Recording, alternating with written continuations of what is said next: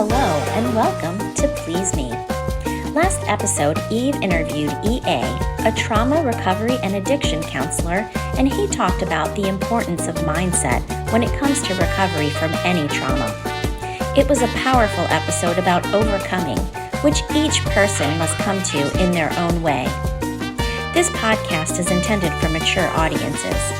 Eve is a licensed sexual health physical therapist on a mission to destigmatize conversations about sex. Please sit back and surrender to the pleasure of Please Me. Looking for the best live streaming or podcast recording site? Look no further than StreamYard. Get $10 off your first purchase. For podcast hosting, Buzzsprout is the absolute best option out there. Get $20 off your first purchase. Who's looking for a sexy date? STC.com is the premier ethically non-monogamous dating site that also houses a wealth of information regarding sexuality and sexual health. Join the Please Me Health Collective on STC.com and listen to Eve's free live webinars. Use code 37340 for a free trial membership. Maybe you are in the market for some sexy toys to add some spice to the bedroom. Check out the Organic Lovin' link for the best online store for sex toys, lubes, and more.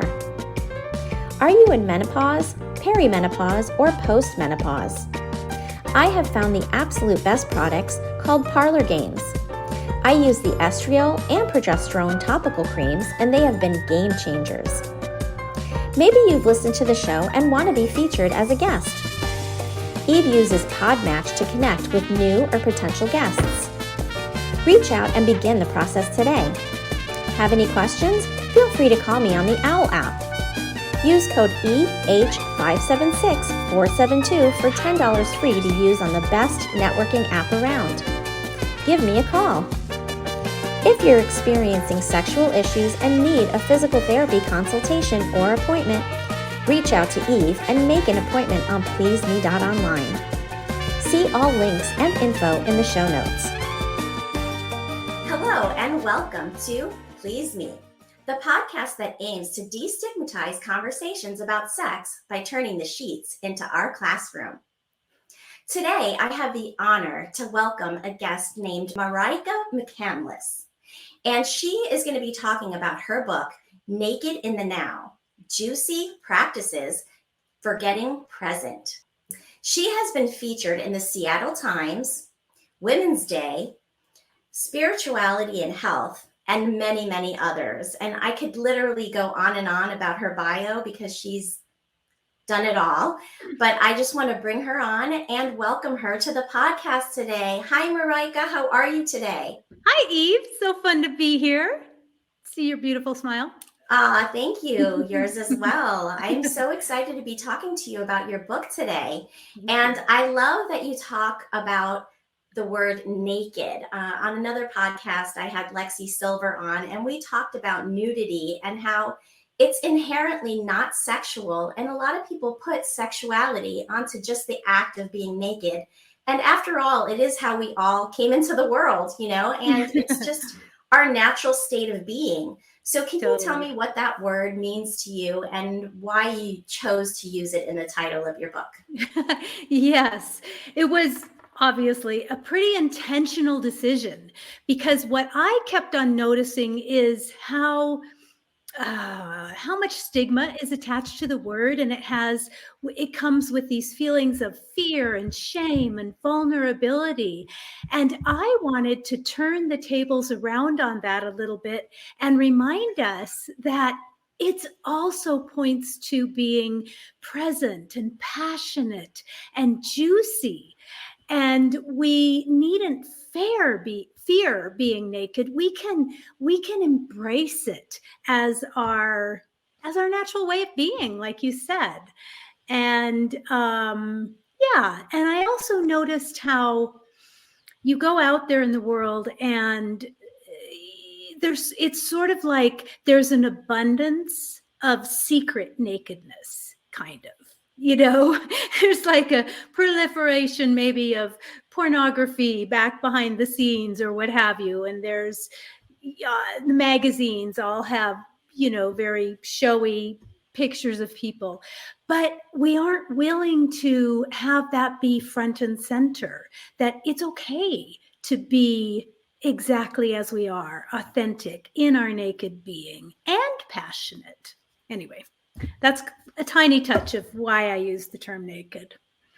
I love that. And I completely agree with you. And there are so many different layers that in your book you talk about when you use this word, right? Because peeling away the layers of nakedness, quote unquote, and I'm talking not literally, like physically, but the layers of being naked emotionally and all of the other areas of your life where you can sort of peel those layers away.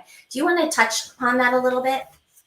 Well, exactly. So the whole entire book is, of course, a metaphor, really, for being naked, right? And I want it to be a playful approach, easy, approachable sort of topic, but I also want it to be a little bit tantalizing, a little bit me. So what the book is really about is about getting present. And what I like to say is that, when we are present, we are, like lovers, naked. And it's what I call being naked in the now. So the chapters take us on kind of this inner striptease that's where we learn to fall in love with ourselves in the same way when you're just getting into a new relationship. We slip into a more comfortable way of being with ourselves. We go on an inner striptease where we peel away the layers of conditioning. And then we work and then we bring it out. We learn how to heal our relationships, how to get juicier in our relationships, how to, have date night be a sexy, crazy date night instead of going to the movies or something. So I touch on a little bit of it all. But the idea is to lose our armoring and our masks and be comfortable with ourselves as we are. And with others that way too. Yes. And, you have to be comfortable with yourself first before you can be comfortable with others. So really working on yourself is such a precursor to that. Yeah. And society places all of this shame on nudity, and it's just really too bad because it really forms the way that we are. I ended up having this underlying body shame, and it was insidious. It covered more than just the body. It was this constant feeling of not being pretty enough, not being thin enough, not being sexy enough, not being smart enough. There was this I'm not enough component to it. And I should hide myself until I have presented the perfect exterior and then let that out when I can. So it takes some willingness to look at that and to determine if it's still serving you. So there might be a time when you need to sort of protect and armor yourself a little bit. Maybe you've experienced a traumatic event or something and you need to be in a very safe cocoon for a while. But there comes a time when you get to investigate, is this body shame, fear, is it actually helping me now? Is all this protecting and armoring, or is it keeping me from having a juicier life, from having a fuller expression in life, from connecting more intimately with my partner? And I think I was telling you, and I had a conversation, and I was talking about how, in my book, I talk about this too. How do we move from feeling body shame and sort of just, even if it's just a little bit of fear about our body, to accepting and loving it? And for me, where this came to a head was at a clothing optional hot springs resort called Harbin Hot Springs. So Okay. it's kind of like near Napa Valley in that part of California.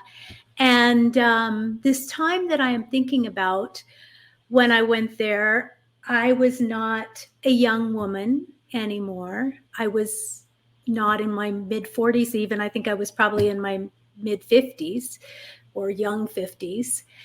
And I realized, I mean, I love going to Hot Springs Resort, but this one is, there's a lot of people there. And I realized that I was completely terrified to take my towel off and go into this beautiful, meditative, silent hot springs resort because I was ashamed of my 50-year-old body. And it was, I was, but as I stood there, I began actually looking at the other people and sensing into the experience of the place. And I realized that nobody looked like the cover of a magazine cover.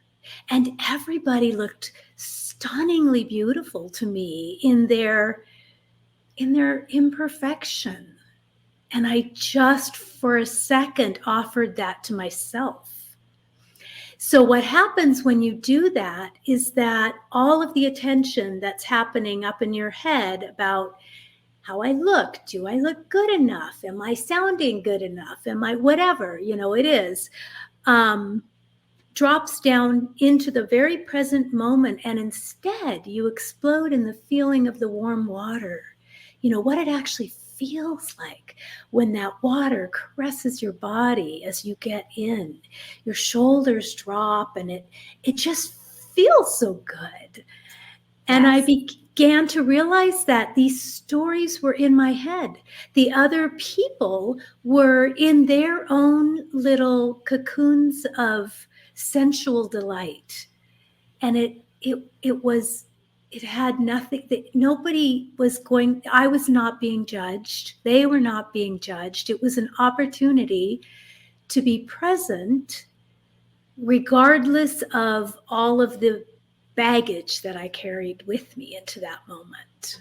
So I called it being and it's very humbling when you suddenly realize, wow, how much hubris is there in me worrying so much about my outward presentation that I forget to just be here in this moment that's so juicy and vital and yummy. And I realized that I went from a state of fear to a state of what I call naked reverence. Yes, and I have a note to talk to you about that because that idea of naked reverence is so beautiful to me. And I can completely relate to you about, being self-conscious about being naked. I personally I consider myself a nudist and I love going to naked beaches. And for me, the sensation of swimming naked in the ocean is the most delicious and juicy sensation when you're that you can experience at the beach. Yes. And I just absolutely love it. And I love that you were able to look at everyone around you and see the beauty in every person. Yeah. And I love that. I am very body positive and very inclusive of, I just find beauty in everybody. Yeah. And I love that you were able to, at that moment, find that for yourself and allow yourself to, go into that naked reverence for yourself. I mean, it is really connecting to your spirit and just letting the shell of you just be, Yeah. Yes, exactly. Yeah. Naked reverence. It's funny how just the words themselves bring you to a different state almost. Like what would that feel like to be in a state of naked reverence? And all of a sudden, all your cells are alive and it's about letting them be alive exactly as they are and not trying to control them. And really the state of nakedness physically, and I'm not just talking about all of the other layers, but just physically being naked is very liberating, you know? And just walking around naked and drinking your coffee in the morning naked is very liberating, you know? It's just, you know, there's nothing constricting you. It's very comfortable. And, you know, if you can get to that point of really being comfortable in your own body, it is really a beautiful thing. Yes. Let's talk about the concept of monogamy. And I talk about monogamy a lot on this podcast. I personally consider myself to be an ethically non-monogamous person, and I'm in an open relationship, what I like to coin or term a modern relationship, quote unquote, where I don't limit myself to, you know, I mean, I am in a serious relationship, but I just don't limit myself in that way. And so I want you to talk about your experience with monogamy and how it changed, you know, it changed you. Yeah. So my backstory, my backstory with my husband is that at about 10 years of marriage, I think, he had an affair with my best friend. And that turned my world upside down. And I realized I didn't know what to trust, you know, how to proceed, what to do. But we weren't really ready to separate. So what we looked at was, what would it take for us to go deeper from this place? And, you know, we took a traditional route and we went and we saw a couples therapist who was wonderful. But we also took a non-traditional approach, and we signed up for Margot Anand's year-long love and ecstasy training. So Margot Anand, for your listeners, might not know her, but she's the author of the book called The Art of Sexual Ecstasy and many others.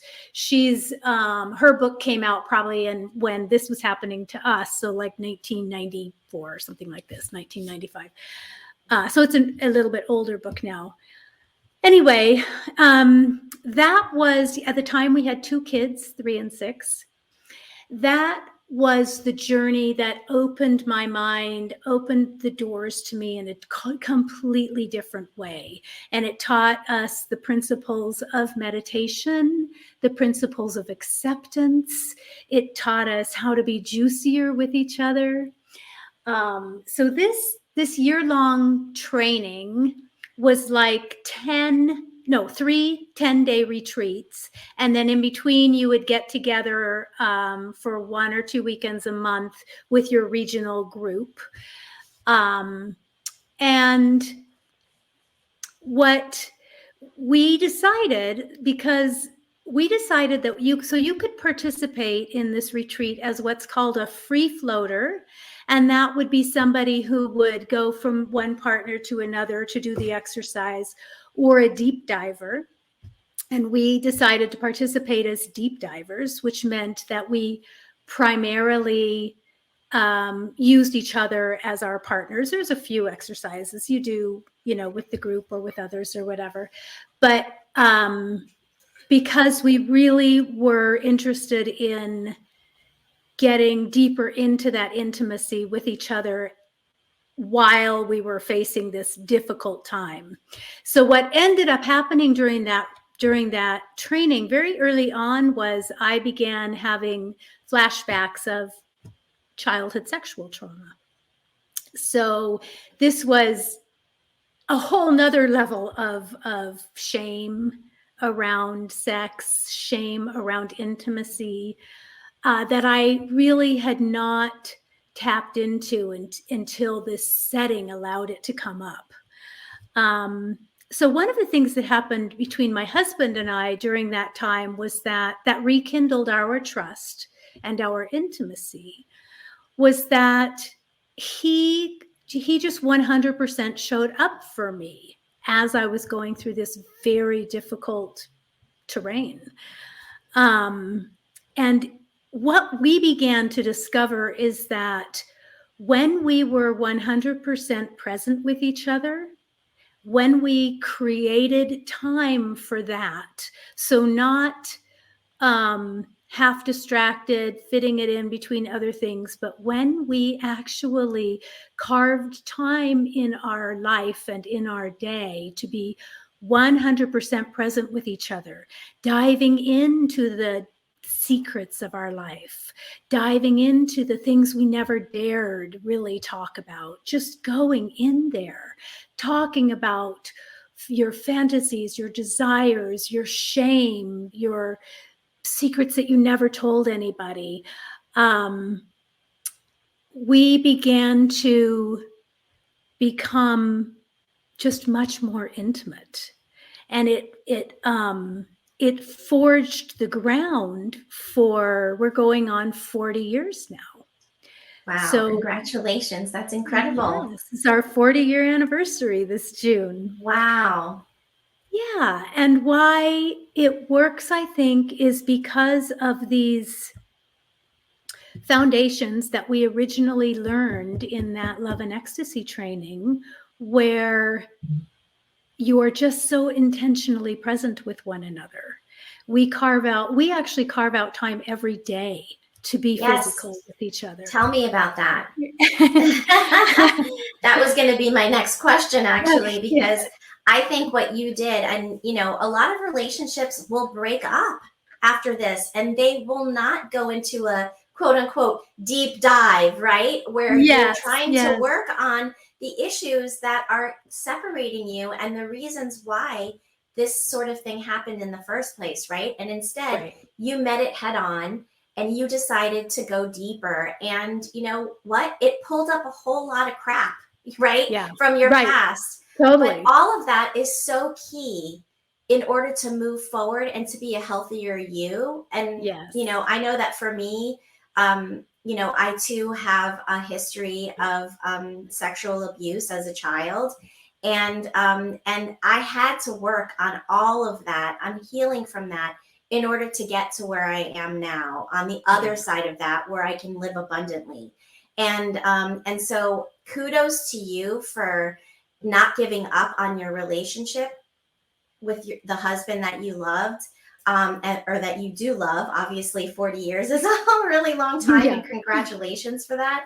But I would love to know what you do on a daily basis to connect with your husband and to keep things juicy. It's funny. Okay. One of the things that happens, I'm going to answer the question maybe somewhat circular. Sure. I think one of the things that happens when you go on a really deep dive with somebody, and you are actually exposing your messiest.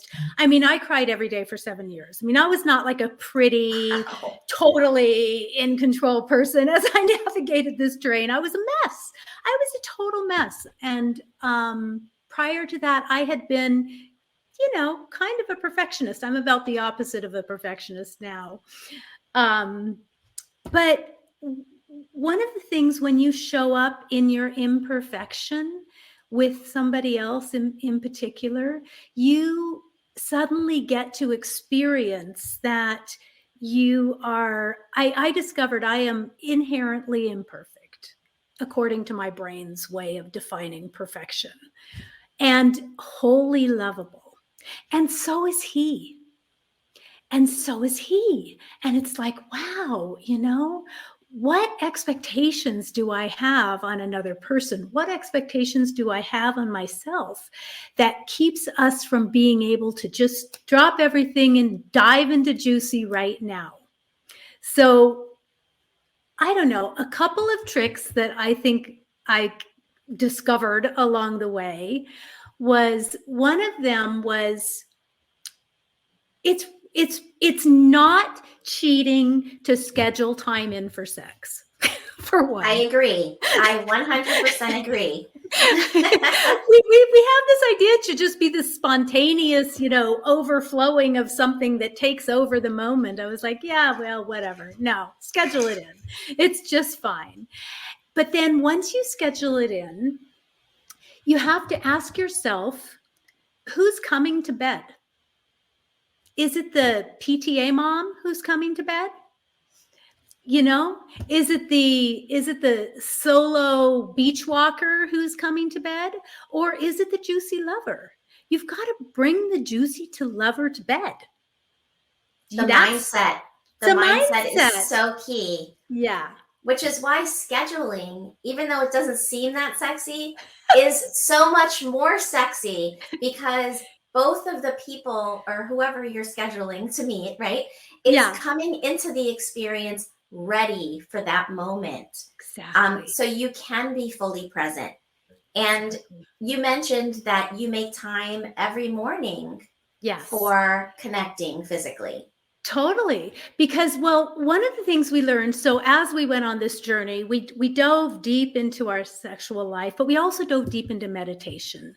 And as you dive deeper into meditation, what you begin to realize, and it's another little bit of a mindset thing, is that you have to, it's not about how much time you spend doing it necessarily. It's about signaling to your body that this is, to your body mind, that this is a priority in my life. This is something that's a priority. So I always call it making it to the cushion. If you want to be a meditator, don't worry if you meditate for an hour a day. Just make it to the cushion for 5 minutes, and every day if you can, just set the timer for 5 minutes. Everybody can find 5 minutes.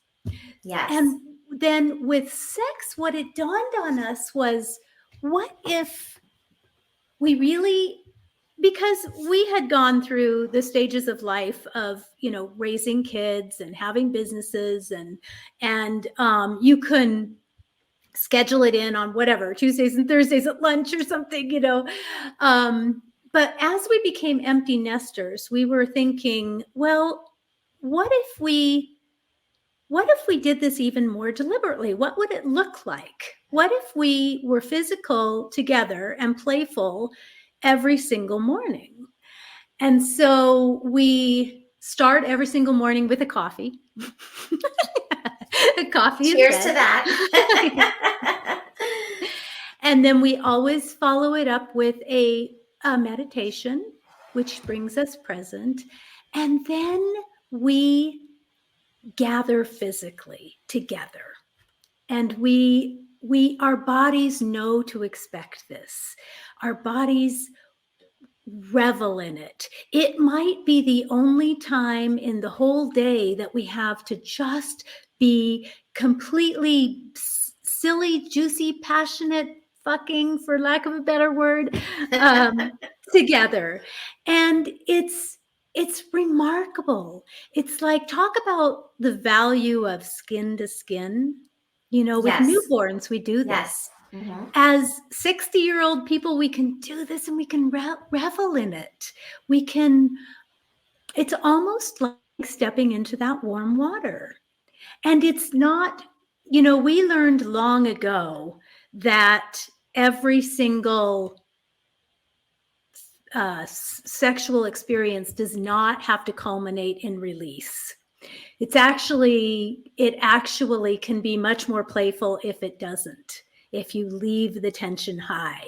That's one of the things we learned during that year-long training, was the sort of the cornerstones of a multi-orgasmic response often has to do with getting up there, but not necessarily expending all that energy. Anyway, so that's what our morning routine is. I think you're the first person we've ever told. Well, I feel honored that you told me your little secret. Yeah. And I think it's a wonderful practice. And, obviously everyone's going to have to find the time in their own day for connecting. But I think it's a great idea for relationships to really intentionally connect. Because, the day goes so fast. Yeah. And, even if you don't have anything specifically going on, life just whips by in, it feels like seconds and the day is over, and you can really lose an opportunity to connect. And that can happen over and over and over for years. And, Right. Yes. we wonder why the divorce rate is 50% for first time, marriages, and it goes up with second and third marriages as well. So keeping that together and finding the time and really connecting. And I love that you start with meditation, because it really does bring you to the present moment, and it prepares you for what's ahead. So, and we close, I was just gonna say, we close every single morning with these words that we learned 30 years ago during that Love and Ecstasy training, which is, I honor you as an aspect of me, or I honor you as myself. I honor you as myself. And it's a little tiny reminder of the reflection that your partner offers you. I love that. And as you respect yourself, so too do you respect your partner. So it's like a mutual respect of one another almost in what you're saying. So that's exactly. Exactly. Quite beautiful. I love that. So on that note, I'm going to ask you what tools you bring to the bedroom to make your time together more spicy. And it doesn't have to be a specific toy.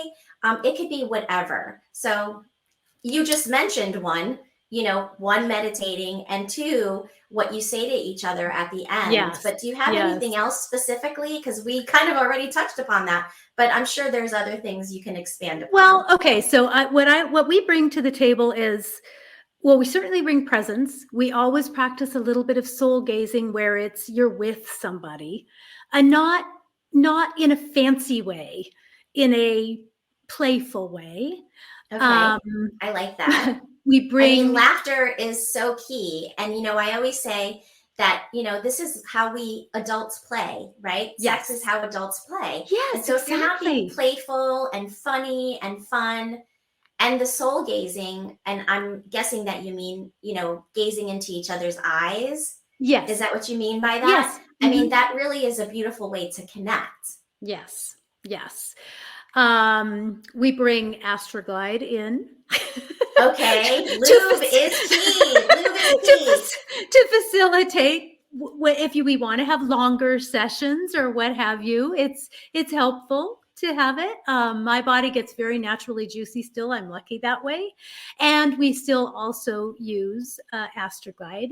We bring, I think the thing that I would say we bring to the bedroom, and I'm not talking like my husband isn't like a jokester kind of guy at all. He's not like that. But where we get playful is in bed, and it's creative, and it's irreverent. Really, it's more like irreverent. It doesn't have to. I think people think that sex has to be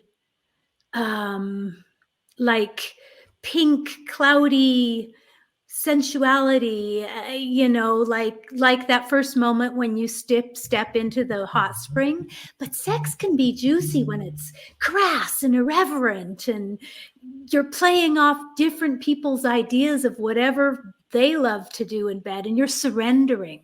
I would say one of the greatest things you can bring to the bedroom is swapping the experience of surrendering to the other person, whatever they want, however they want it, and take turns.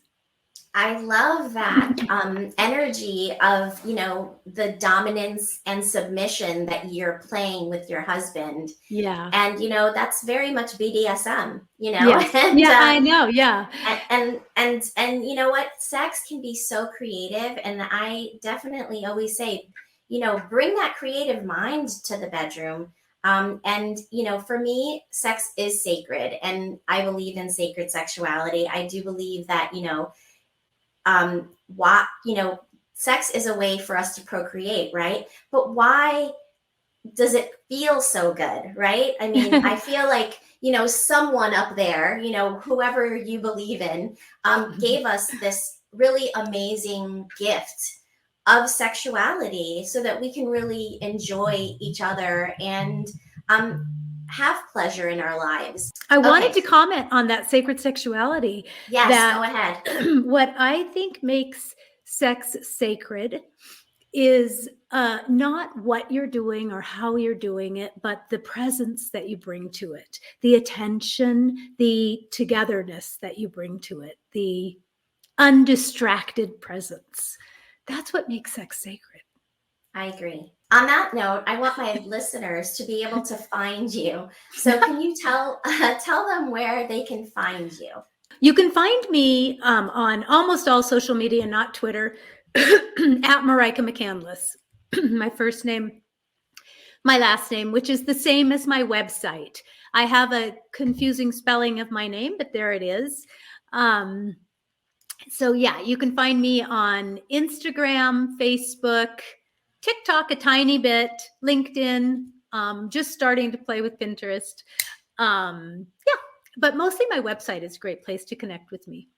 Perfect. So look for her there. And I want to mention that you talked about an inner striptease guide. So can you tell us a little bit about that? Yeah. So a lot of my book is about how to go on an inner striptease. So we're talking about the inner striptease is really, I like to say, going on an inner striptease is not about finding better answers to whatever ails you. It's about asking better questions. So some questions can propel us to a completely different mindset, to a completely different way of being. And that's the cornerstone of my inner striptease guide. It's 3 transformational questions. One that brings you back to your body, because again, what I truly believe everybody wants is to be present in life. That's why sex is so great, because usually we're present for it. So, when we're in our body, when we're in our senses, they only exist right now. We can have all kinds of thoughts that from 30 years ago, what's going to happen in the future, but we can only smell a rose right now. We can have a memory of it. So one is about coming back to the body. The other is about questioning the mind. What is a magic question that helps you question your mind? Because our ways of being, our entrenched beliefs, our entrenched thoughts, they can keep us from living life fully. We have to let some stuff go. We have to open up to different ways of being, even with sex. Like maybe you always thought, this is what I love. This is the only thing I love. I'm never going to love anything else. Maybe that's not true anymore. Maybe That's try true. You something else. change. Absolutely. Yeah. And the final one is a question to help us investigate the very nature of being, to enter into the mystery of naked being itself. So it's a question that takes us there.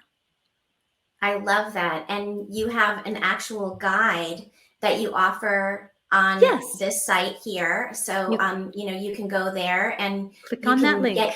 get your inner striptease guide. And I do believe that it's a freebie, right? It is free. So yes. you can go on there and get your inner striptease guide and, create a beautiful experience for yourself as well. And follow in Marijke's footsteps.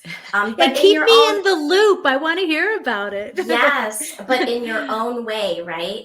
Totally. So I love that. Well, I really appreciate you being a guest on my show today. This has been fantastic. Thanks, Eve. I loved it. As a licensed physical therapist, I treat conditions of the pelvic floor and sexual health conditions. And I want to make sure that you can reach me if you are interested in any of the services that I provide. So I'm going to just pop my website here, and you can go to pleaseme.online and find me there. I do treatment for erectile dysfunction. I also do treatment for decreased vaginal sensitivity and dryness, incontinence, painful sex, and many other conditions that affect our sensual lives. So please reach out to me if that is you. I also want to mention too that I started in February a orgasm revolution that is bringing awareness to the orgasm gap. And I also would love to have you join me on that as well. So if you have any questions about the orgasm revolution, please go to pleaseme.online and you can find all of the information there. Please join me on my orgasm revolution. I guess that's it for this time. Until next time. Visit pleaseme.online to reach Eve or for more information on products to increase blood flow and overall health, for her curated list of her favorite toys, and for swag that shows that you are a big fan. Please consider supporting the show.